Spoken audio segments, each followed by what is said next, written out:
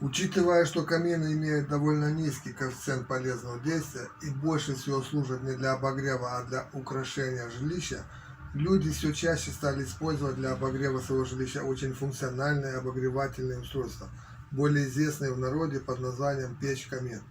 Итак, что это такое и как они работают, мы с вами более подробно поговорим сегодня на канале.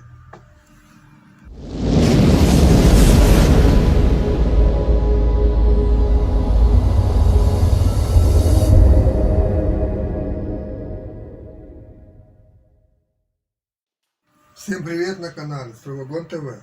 Улучшить обогревательные свойства камина можно, если сочетать в процессе строительства обогревательные качества отопительной печи и красоту внешнего вида камина.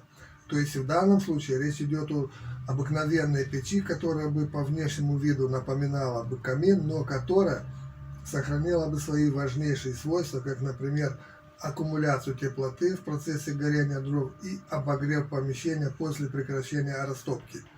Такая печь получила название как печь-камин, и на сегодняшний день ее можно встретить очень часто среди населения.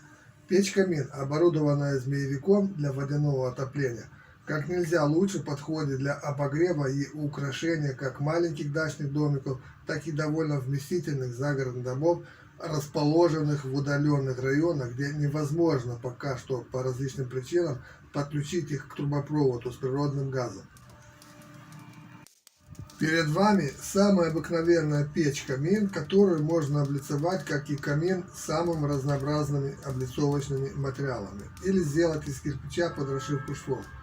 Такая печь-камин без змеевика в топке больше подошла бы, на мой взгляд, городским жителям, которые имеют дачные домики за городом и которые в них не живут постоянно, а приезжают на выходные или на короткое время.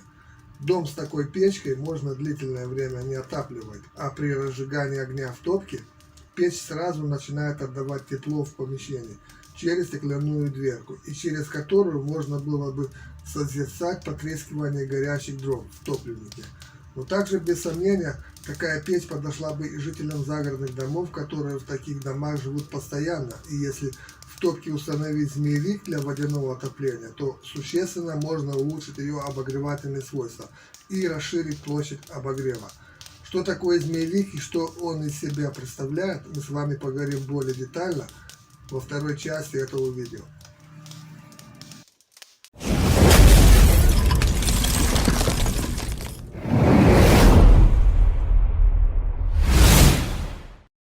Очень часто отопление дачных домов и других жилых помещений осуществляется с использованием печей-каминов, в которых монтируют самодельный генератор тепла из листового металла или из стальных труб, более известные в народе как змеевики или водяные контуры. В данном случае рассмотрим конструкцию водяного контура, который собран из стальных труб диаметром в 2 см и который объединяется в трубчатый коллектор диаметром в 5 см. Общая площадь поверхности нагрева такого устройства может составлять до 1,5 квадратных метров.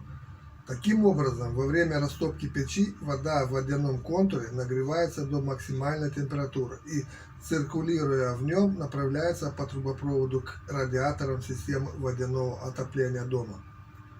Расчетная теплоотдача такого контура может составлять до 9000 Вт или 7000 килокалорий в час. Размеры именно этого водяного контура составляют в длину 60 см, в высоту 40 см, а по ширине 35 см. Весит такой змеевик не более 25 кг, но вес зависит, как вы все понимаете, от толщины стенок металла, ну и его диаметра труб. Теплопроизводительность любого водяного контура должна восполнять потери тепла в помещении дома в наиболее холодный зимний период. Поэтому размеры водяного контура выбирают в соответствии с суммарными теплопотерями в помещении дома. Но во всех случаях размеры водяного контура не должны быть огромными, так как чем меньше воды в нем, тем быстрее вода нагревается и, следовательно, быстрее циркулирует в трубопроводе. Быстрая циркуляция воды в системе отопления приводит к наиболее быстрому прогреву помещений, так как вода не успевает полностью остыть и через обратку попадает в змеевик не сильно охлажденно. Размер этого водяного контура позволяет обогревать двухэтажный дом площадью до 250 квадратных метров. Если у вас дом размеров поменьше, ну скажем примерно площадью до 100 квадратных метров, то смело можете использовать точно такой же водяной контур с такими же размерами по ширине и высоте, но длину можно сократить до 40 сантиметров. Это приведет к уменьшению объема воды в трубопроводной системе, а следовательно и к экономии печного топлива во время растопки печи. И последнее. Почему именно печь-камин или печи такого типа более всего подходят для установки в них водяного контура? Спросите вы, и я вам отвечу следующим образом. Печь-камин или печь такого типа имеет большой процент КПД при сжигании топлива в топливнике и имеет простую систему движения газов, что обеспечивает использование тепловой энергии от сжигания топлива наиболее полно. Печи камина имеют также систему с преимущественным нижним прогревом, в которой, как известно, обеспечивается наибольший нагрев именно нижней части печи. При этом такие печи равномерно прогреваются, имеют красивый внешний вид, достаточно долго сохраняют тепло и отдают ее помещению. И что также немаловажно, при этом они равномерно остывают. На этом все. Всем спасибо за внимание. Жду, как всегда, ваших комментов под этим видео. Хочу напомнить вам, что более подробную информацию вы найдете на страницах сайта stroyvagon.ru. Тем, кто смотрит наш канал впервые, просим оформить подписку на новые обновления нашего канала. Думаю, что очень скоро встретимся опять в новом выпуске. Ставим лайки, комментируем это видео, распространяем это видео и оформляем подписку.